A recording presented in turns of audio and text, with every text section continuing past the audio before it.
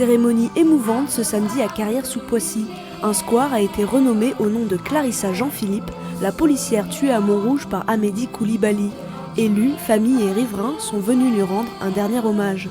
C'est très important, comme ça on n'oublie pas. Elle reste dans les mémoires et ça a eu de beaux discours et c'est vraiment touchant et elle restera dans notre cœur. Il y a un grand vide, parce que c'était une collègue, une amie, il y a un grand vide. Ils ont fait de belles choses pour Clarissa. Elle serait contente. Elle est contente, je pense. L'aire de jeu se situe au pied de l'immeuble où vivait la jeune policière dans le quartier des Bords de Seine. Un endroit qu'elle appréciait tout particulièrement.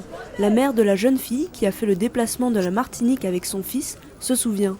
Comme elle habitait là, et puis c'est ici qu'elle faisait son footing, elle faisait tout. Elle venait pour se ressourcer de la Martinique qu'elle ne voit pas encore, qu'elle ne voyait pas. Ma cousine et moi, on est venus avec elle, elle nous a emmenés partout. On a vécu partout ici, là. Et puis là, je vois qu'ils ont fait ça. C'est comme si je revois ma fille assise au parc. Un an après sa disparition tragique, le meurtre de Clarissa dans l'exercice de ses fonctions relance le débat sur l'armement des policiers municipaux. Une mesure annoncée par François Hollande quelques jours après les attentats du 13 novembre. Aujourd'hui, on a des terroristes qui sont prêts à tuer de manière gratuite avec des armes de guerre. Donc forcément, à minima, il faut armer nos policiers. Il était temps que le pouvoir politique donne cet ordre. Clarissa Jean-Philippe fait partie des 148 victimes du terrorisme qui ont trouvé la mort en 2015 sur le sol français.